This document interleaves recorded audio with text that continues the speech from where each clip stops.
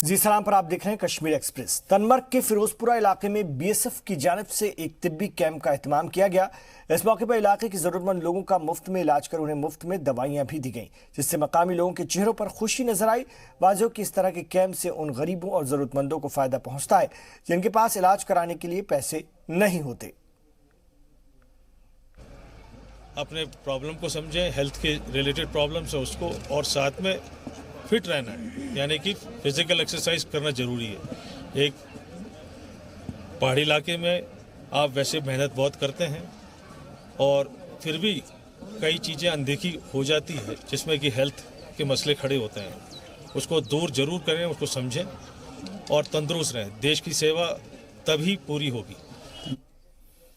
श्रीनगर में कश्मीरी पंडितों की बाज़ाबादी के लिए 10 खुसूसी टाउनशिप बनाए जाएंगे और इसी सिलसिले में गुज़िश्ता 18 फरवरी को मरकजी वज़ीर दाखिला अमित शाह ने कश्मीरी पंडितों के वफ्द से मुलाकात की थी। ये रिपोर्ट देखिए।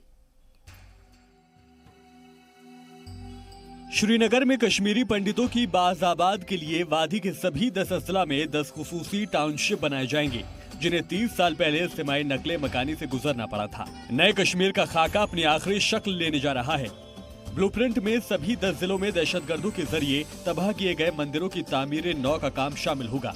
मरकजी वजारत दाखिला ने स्किन पर काम करना शुरू कर दिया है, जिसमें कश्मीरी पंडितों के लिए बाज़ाबतकारी के कई मंसूबे शामिल हैं। कश्मीरी पंडितों को कश्मीर वादी से जम्मू और दीगर रियासतों में नकले मकानी करने के लिए मजबूर किया गया था। मरकजी वज़ीर दाखिला अमित शाह ने 18 फरवरी को कश्मीरी पंडितों के वफ्द से मुलाकात की थी। इस बीच कश्मीर वादी के पंडितों ने मरकजी हुकूमत की इस तरह की पहल का खैर मकदम भी किया था।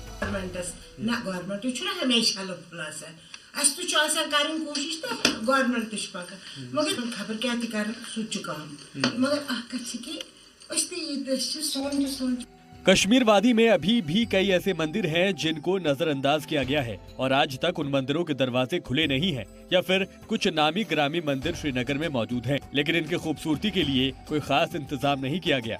पहला गवर्नमेंट अगर करेगी तो सबसे अच्छी पहल है, और जहाँ जो खंडित मंदिर है उनको ठीक करे गवर्नमेंट। हमारा आग्रह है सेंटर से कि वो पहले उसमें पहल करे, और डीसी साहब श्रीनगर से हमारी एक रिक्वेस्ट है कि जो खंडित बिल्कुल मंदिर हो जाए, खासतौर पर शहर में जहाँ जहाँ कोई लोग आते जाते हैं वहाँ वो रिपेयर्स वगैरह कर या कुछ करे तो सबसे बड़ी बात है। कश्मीरी पंडितों का कहना है कि यहाँ के खंडर में तब्दील होने वाले मंदिरों की तामीर जरूरी है। कश्मीरी पंडितों का मानना है कि ट्रस्ट जानिब से काफी रकम आती है, लेकिन इसका इस्तेमाल सही तरीके से नहीं होता। ये अच्छी बात है, अगर गवर्नमेंट ने एज अ डिसीजन लिया है तो हम तो चाहते हैं कि ये हिंदू मुस्लिम भाईचारा जो शुरू से चला आया है वो आगे भी ऐसे ही चलता रहना चाहिए। मेल मिलाप करके जो भी अच्छा फैसला गवर्नमेंट लेगी तो लोग उसका स्वागत करेंगे। वहीं बीजेपी के रियासती सदर रविंद्र रैना ने कहा कि इस बारे में कश्मीरी लोगों को भी एतमाद में लिया जाएगा और उसके बाद आगे की कार्रवाई शुरू की जाएगी। उन्होंने कहा कि कश्मीरी पंडितों के लिए मरकजी हुकूमत पहले से ही संजीदा थी। हमारा सबसे पहली कोशिश ये है कि कश्मीर घाटी के बिल्कुल हालात सामान्य हो जाएं, और जैसे हालात सामान्य होंगे जो विस्थापित कश्मीरी पंडित समाज के हमारे भाई बहन 5 लाख के करीब जो 1990 के दशक में जिनको बंदूक की नोक पर कश्मीर घाटी से निकाला गया था, डर और खौफ का एक माहौल बना के उनको कश्मीर छोड़ने पर मजबूर किया गया था, उनको वो वापस मान सम्मान के साथ, इज्जत के साथ वापस अपने घरों में जाएं। उनके मकान हैं, उनकी जमीनें हैं, उनकी वहां सारी प्रॉपर्टी है और वो वहां जाएं। लेकिन ये तभी संभव हो सकता है जब वहां के हालात बिल्कुल सामान्य हो जाएं। वहां ऐसे कॉन्फिडेंस बिल्डिंग मेजर्स हमको लाने पड़ेंगे। कोई जल्दबाजी के अंदर किसी को नहीं कोई भेज सकता, जबरदस्ती कोई किसी को नहीं भेजेगा और ना ही भेजना चाहिए। हाँ, ऐसा एटमॉस्फेयर तैयार करेंगे, ऐसा वातावरण हम तैयार करेंगे जिसमें सहज रूप से कश्मीरी पंडित सा सम्मान वो कश्मीर घाटी में अपने घरों में वापस जाएं। जबकि कश्मीरी पंडित संघर्ष कमेटी के सदर संजय टीको ने कहा कि हम इसका खैर मकदम करते हैं। देखिए जी, जो लोग मिले तो मुझे नहीं पता कि उन्होंने वहाँ पे बात क्या की है, क्योंकि हम तो कश्मीर में रह रहे हैं, हमने कभी पलायन नहीं किया यहाँ से। 2014 से जब से ये बीजेपी की गवर्नमेंट आई है तो 14 से यही कह रहे हैं कि हम जो यहाँ से जो पलायन कर चुके हैं, जो समुदाय पलायन कर चुके हैं, उनको हम रिहेबिलिटेट करेंगे। लेकिन एक चीज़ थी कि जो पीटी की तरफ से वहाँ से कुछ लोगों की डिमांड थी कुछ और कि हमें जी एक जगह पे रिहेबिलिटेट किया जाए, जो कि मतलब जिसके ऊपर हम तो हमेशा हमने कहा था कि ये पॉसिबिलिटी नहीं है। हम नहीं चाहते हैं कि यहाँ पे इजराइल और फ़लस्तीन जैसा माहौल बने। हाँ, अगर ये है कि 10 ज़िलों में टाउनशिप मतलब जो प्रपोज़ल है ठीक है, उसमें कोई प्रॉब्लम नहीं है, लेकिन भारत सरकार को एक ही चीज़ का ध्यान रखना होगा कि उस टाउनशिप से जो लोकल्स वहाँ पे, चाहे वहाँ पे पंडित रह रहा हो, चाहे वहाँ पे मुसलमान रह रहा हो, कोई भी रह रहा हो, उसको सिक्योरिटी की कोई प्रॉब्लम नहीं होनी चाहिए। अब कश्मीरी पंडितों को इंतजार है कि कब मरकजी हुकूमत इस नए कश्मीर को असली शक्ल दे और कश्मीरी पंडितों की घर वापसी के प्रोग्राम को कामयाब बनाया जाए। 90 की दशक में चले गए कश्मीरी पंडितों का नया कश्मीर के प्रोग्राम के तहत उनको वापस लेने की तैयारियां चल रही हैं। दक्षिणी कश्मीर और उत्तरी कश्मीर के कई क्षेत्रों में अभी भी पंडितों समुदाय के जो मंदिर हैं वो अभी भी ऐसे पड़े हैं, खंडर में तब्दील हो चुके हैं। उनका फिर से निर्माण करने के लिए गृह मंत्री से कुछ टीम मिली थी यहाँ की पंडित समुदाय के जम्मू कश्मीर के, जिनको उनके साथ एक भेंट, उसके बाद उन्होंने ये कहा है कि जम्मू कश्मीर में 10 टाउनशिप बनाए जाएंगे और यहाँ के जो मंदिर हैं वो खंडर में तब्दील हो चुके हैं, उनका फिर से निर्माण किया जाएगा और कश्मीरी पंडितों का पुनर्निर्वास फिर दोबारा किया जाएगा। तो इस तरह की तैयारियां चल रही थी। 18 फरवरी को ये टीम गृह मंत्री से मिली थी और उनसे भेंट करने के बाद गृह मंत्री ने उनको आश्वासन दिया है कि जम्मू कश्मीर में जो 90 की दशक में चले गए पंडित हैं जो देश के क्षेत्रों में रहते हैं अभी, तो उनका पुनर्निर्वास किया जाएगा और बहुत जल्द इस पे काम शुरू किया जाएगा। वही पंडित समुदाय के लोगों ने इस पहल को स्वागत किया है और इस इक़दाम को उन्होंने माना है कि अगर ये सही फैसला होगा तो का स्वागत करते हैं और इसमें काम बहुत जल्द शुरू किया जाना चाहिए। वही 20 साल या 30 साल से रह रहे कश्मीरी पंडितों ने जो यहाँ अभी भी रहते हैं, उन्होंने कहा है कि उनका भी फिर से पॉलिसी में लाया जाए, उस पॉलिसी में लाया जाए जो उस पुनर्निवास में शामिल है, क्योंकि वो भी कहीं ना कहीं इसके सीधे शिकार हुए हैं इस मिलिटेंसी के दौर से और उनको कई तरह की मुश्किलात से गुजरना पड़ा है। तो उनको देखते हुए उन्होंने केंद्र सरकार की इस पहल का स्वागत किया है। कैमरामैन अशरफ के साथ फारूक वानी, ज़ी मीडिया, श्रीनगर। पुंछ जिला पुलिस की तरफ से स्कूली बच्चों और नौजवानों को नशे से दूर रखने और नशे से होने वाली मसाइल को लेकर चलाई जा रही बेदारी मुहिम के तहत एलओसी पर वाक़े दिगवार तेड़वा के सरकारी हाई स्कूल में नशा मुखालिफ बेदारी प्रोग्राम का इनेकाद किया गया, जिसकी सदारत पुलिस के ड्रग्स डी एडिक्शन सेंटर के अफसर डॉक्टर ताफूस खान ने की, जबकि डीएसपी हेडक्वार्टर पुंछ मुदस्सर हुसैन मेहमान खुसूसी के तौर पर शामिल रहे। इस मौके पर स्कूल के बच्चों ने नौजवानों में बढ़ रही नशों की हालत पर अपने अपने ख्यालात का इजहार किया। बच्चों ने नशे को हर समाजी बुराई और जुर्म की जड़ बताते हुए अपने साथियों और नौजवानों को नशे से दूर रहने की अपील की। इस मौके पर डॉक्टर ताफूस खान ने अपने खिताब में बच्चों को आज के दौर में पनप रही नशीली अशिया के बारे में जानकारी देने के साथ ही नशे से होने वाले मुज़िर असरात के बारे में भी बेदार किया, जबकि चीफ गेस्ट डीएसपी हेडक्वार्टर ने पुलिस की तरफ से चलाए जा रहे नशा मुखालिफ मुहिम के बारे में जानकारी दी। एक्चुअली हमने पूरे डिस्ट्रिक्ट्स को चूज़ किया हुआ है। Actually in collaboration with the education department हम सारे स्कूल्स में जाके बच्चों को अवेयर कर रहे हैं इस चीज़ के लिए कि बच्चे जो हैं वो नशे से दूर रहें, अपने आप को भी दूर रखें और दूसरों को भी दूर रखने की कोशिश करें। और अगर कोई नशा कर रहा है, हमारा जो पुलिस डिपार्टमेंट की तरफ से ड्रग डिटेक्शन सेंटर है वहाँ पे आएँ ताकि हम भी उसको नॉर्मल लाइफ में लेके आएँ। प्रधानमंत्री आवास योजना गरीबों और जरूरतमंदों के लिए घर का ख्वाब पूरा करने वाली उम्मीद है, लेकिन कई वजूहात की वजह से इसका फायदा जरूरतमंदों को मिलने से रह जाता है। गांधरबल के अशरफ हुसैन के साथ कुछ ऐसा ही हुआ है, ये रिपोर्ट देखिए। प्रधानमंत्री आवास एक ऐसा मंसूबा है जिसके तहत हर पंचायतों में बड़े पैमाने पर घर बनवाया जाना है। इस मंसूबे में बेघरों या कच्चे मकानों में रहने वालों को मकान देना शामिल है, लेकिन आज भी कई गरीब बेघर इस मंसूबे के तहत मिलने वाले फायदे से महरूम हैं। लोग टूटी झोंपड़ी में जिंदगी गुजारने को मजबूर हैं। मरकजी और रियासती सरकार गरीबों को पक्का मकान देने के लिए करोड़ों रुपए खर्च कर रही है, लेकिन ऑफिसर्स और अवामी नुमाइंदों की लापरवाही से कई जरूरतमंदों और गरीबों के पक्के मकान की ख्वाहिश सिर्फ ख्वाब बनकर ही रह जाती है। ऐसा ही हो रहा है गांधरबल के चट्टरगुल इलाके में, जहां अशरफ हुसैन का कुनबा एक टीन शेड के नीचे किसी तरह खड़े घर में जिंदगी गुजार रहा है। अशरफ पेशे से मजदूर हैं। मजदूरी मिली तो कुनबे के लिए खाना और कपड़ा नसीब हो जाता है, नहीं मिली तो दूसरे की मदद के सहारे ही रहना पड़ता है। ऐसे में घर बनाने का उनका ख्वाब कहां से पूरा हो। तो बहुत प्रॉब्लम है मुझे, छोटे छोटे बच्चे हैं, तो ये मजदूरी का दिन करता हूँ, वो किसी वक्त बनता है, किसी वक्त मुझे नहीं बनता है, तो बहुत मुश्किल पड़ आ रही है मुझे यहाँ पे। आपसे मेरी गुजारिश है कि आप इसको थोड़ा आगे लीजिए। तो बहुत प्रॉब्लम है मुझे यहाँ। बोला है तो आपका नाम है लिस्ट में, तो अभी हमें कुछ नहीं है आप दिए, अभी कुछ नहीं दिए। बोलते हैं वहाँ पे नाम है। तो अशरफ को सरकारी स्कीम्स की जानकारी मिली तो कुछ आस बंधी। उन्होंने जिम्मेदार महकमे के चक्कर भी लगाए, कई लोगों से मुलाकात कर अपने लिए घर का मुतालबा किया, लेकिन यकीन दहानियों के बावजूद इस गरीब को घर नसीब नहीं हो पाया। अशरफ सरकार और इंतजामिया से अपील कर रहे हैं कि घर बनवाने में उनकी मदद की जाए।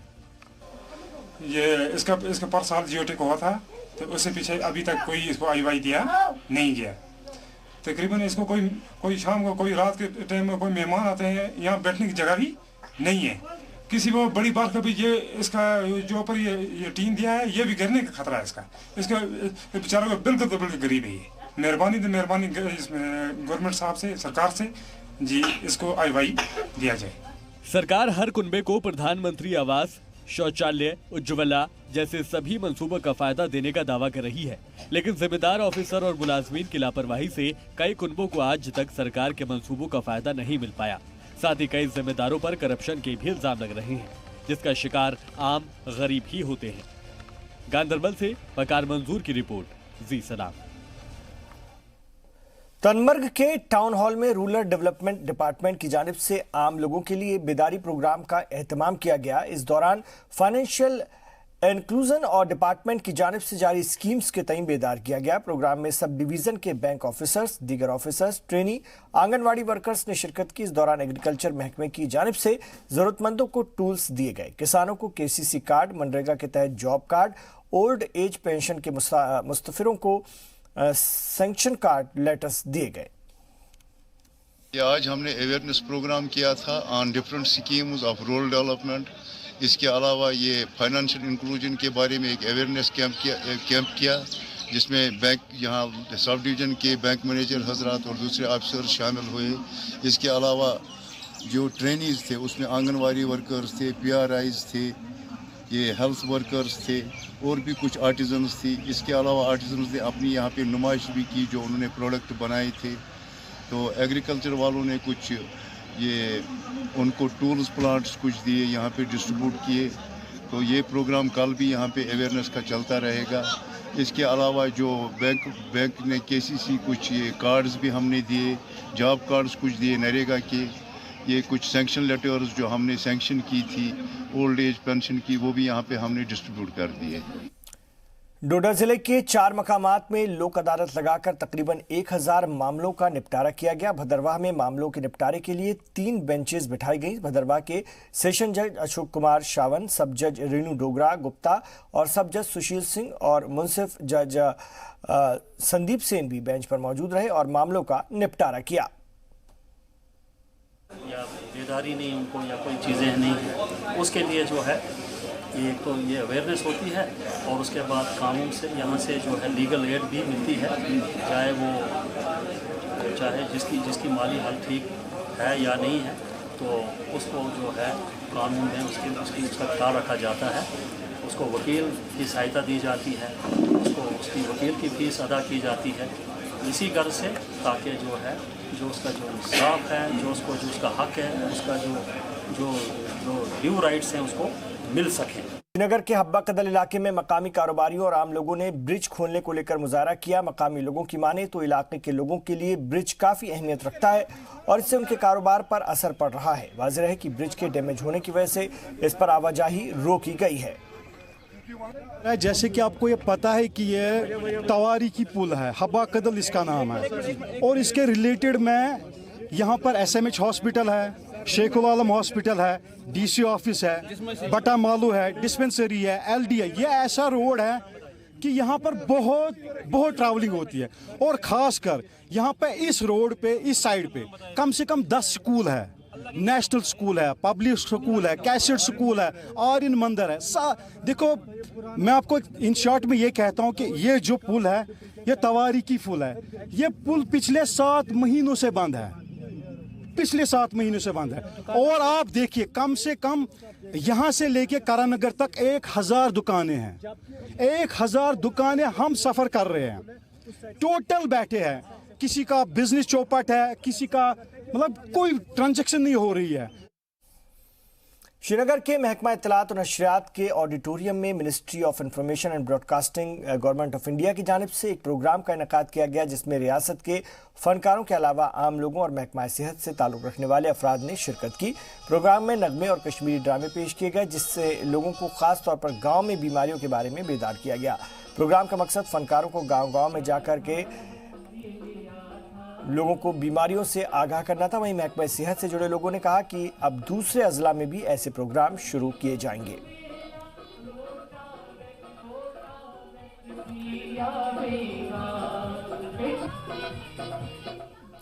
रामबन में जिला रेड क्रॉस सोसाइटी की जानिब से लाइफ टाइम मेंबरशिप कैंपेन चलाया गया है। रामबन के डीडीसी नजीम जई खान, जो कि जिला रेड क्रॉस सोसाइटी के चेयरमैन भी हैं, उन्होंने इस कैंपेन को लॉन्च किया। डीडीसी ने खुद लोगों से रेड क्रॉस सोसाइटी का मेंबर बनने की अपील की।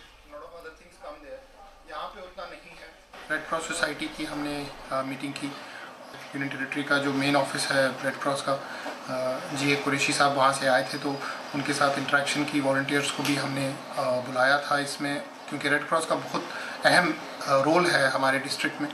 यहाँ पे अक्सर नेशनल हाईवे पे बहुत सारे एक्सीडेंट्स हो जाते हैं, लैंडस्लाइड्स बहुत आती हैं हमारे डिस्ट्रिक्ट में, तो वॉलंटियर्स ने बहुत अच्छा काम किया है ओवर द ईयर्स। और उनकी हौसला अफजाई के लिए हमने रेड क्रॉस की भी मीटिंग रेगुलरली हम रखते हैं, ताकि वॉलंटियर्स जो सामने आना चाहते हैं, लाइफ टाइम मेंबर बनना चाहते हैं, हम चाहेंगे कि और लोग सामने आएँ। रियासत में सर्दियों की छुट्टियों के बाद कल से सरकारी और निजी स्कूल खोल दिए गए हैं। शहरी इलाकों में कसीर तादाद में बच्चे स्कूल पहुंच रहे हैं, लेकिन दूर दराज के इलाकों में अब भी स्कूलों में बच्चे कम तादाद में पहुंच रहे हैं।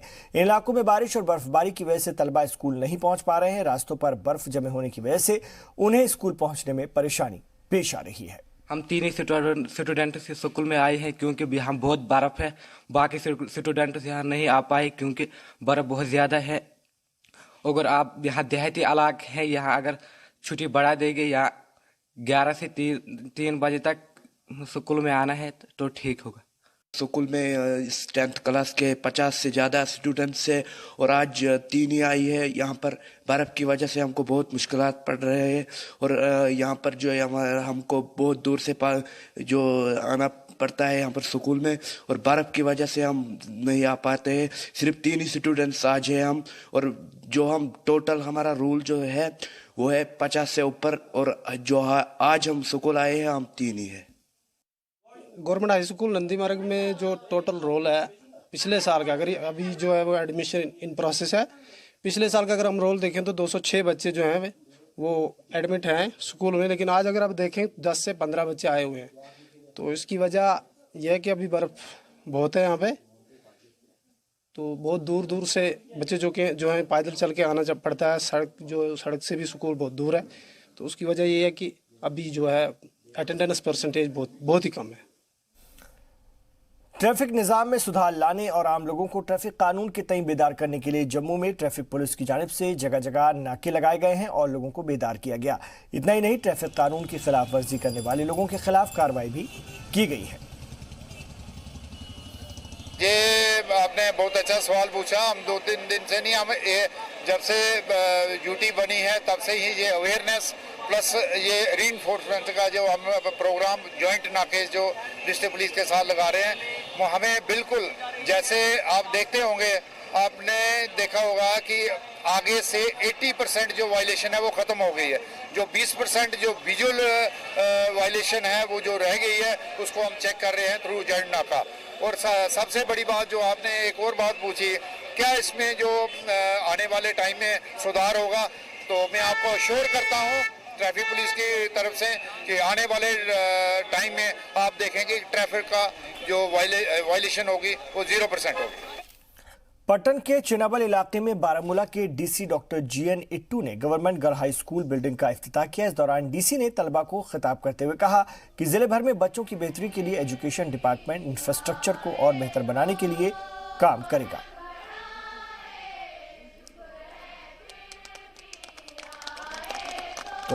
बारामूला में इस सेंटर की शुरुआत हुई। पट्टन के चेनाबर इलाके में बारामूला के डीसी डॉक्टर GN इट्टू ने government girls high school building का इफ्तिताह किया।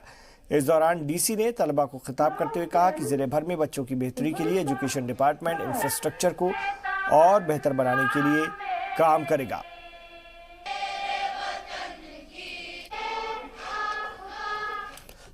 मुझे उम्मीद है कि उनको इस इंफ्रास्ट्रक्चर का फ़ायदा होगा।